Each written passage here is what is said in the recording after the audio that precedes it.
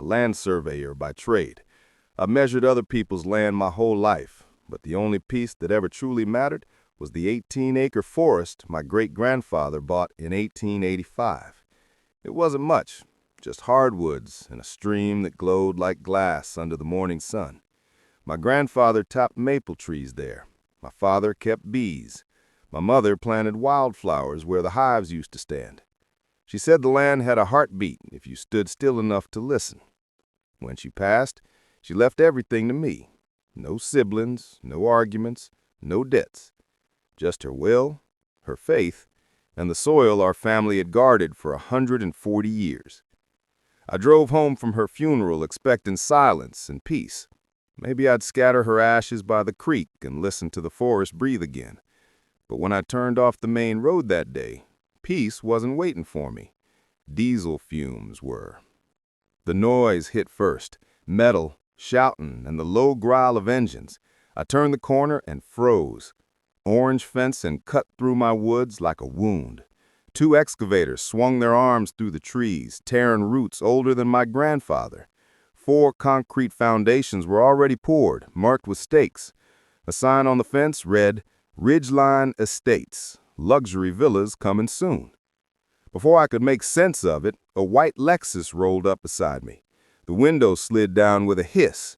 A woman with blonde highlights, mirrored sunglasses, and a smile sharp enough to cut glass leaned out. "Can I help you, sir?" she said in that perfect, fake polite tone. I replied, "This is my land. It's been in my family since 1885. Her smile didn't move an inch. "Oh, I think there's been a misunderstanding. This property was foreclosed last fall. Everything's legal and approved by the HOA board." She waved a glossy brochure in my face, pictures of villas, infinity pools, and the slogan, "Sustainable living in harmony with nature." Then she rolled up her window and drove away.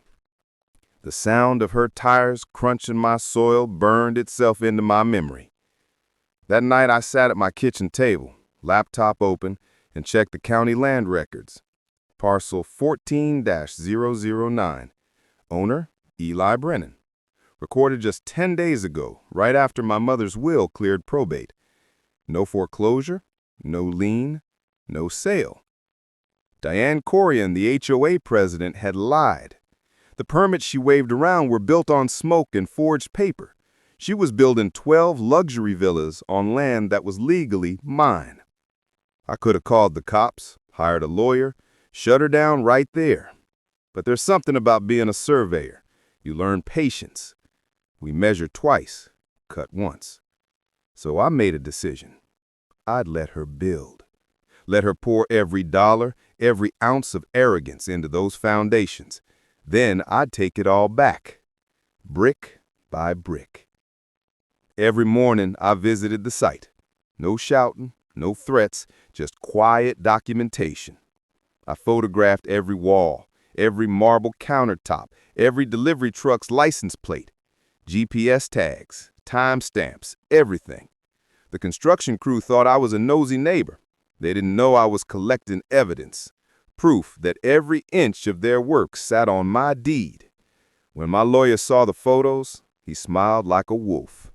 "Eli, you can stop them now, or," he paused, "let them finish.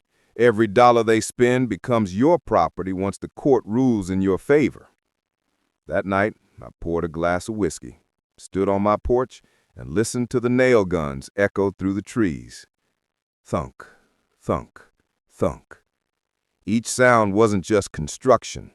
It was Diane Corian digging her own grave, and I was in no hurry to stop her.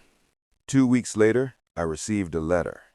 Offer $85,000 for adjacent land, with a confidentiality clause. Translation, hush money. I wrote back one line.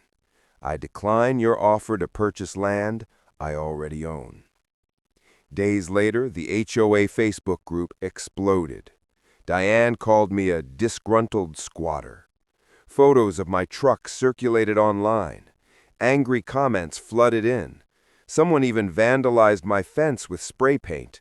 Drop it. I didn't react. I didn't even flinch.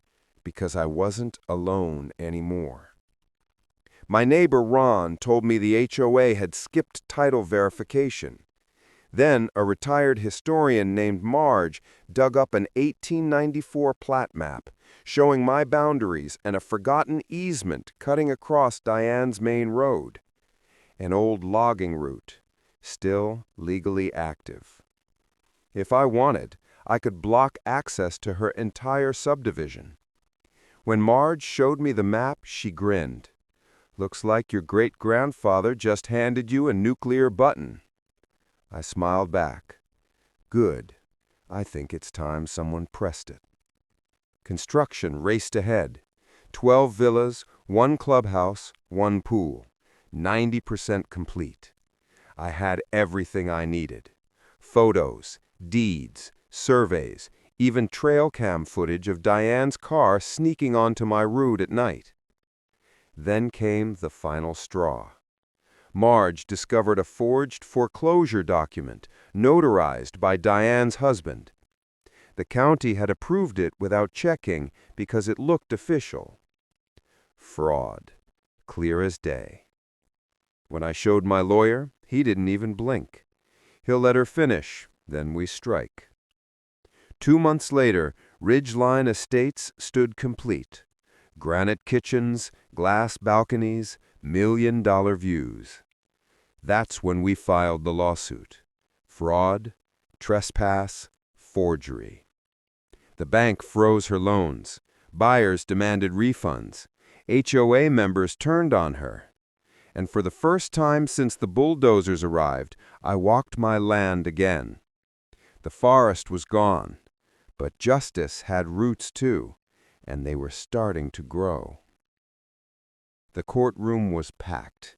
Cameras, reporters, every seat taken. Diane looked smaller than I remembered.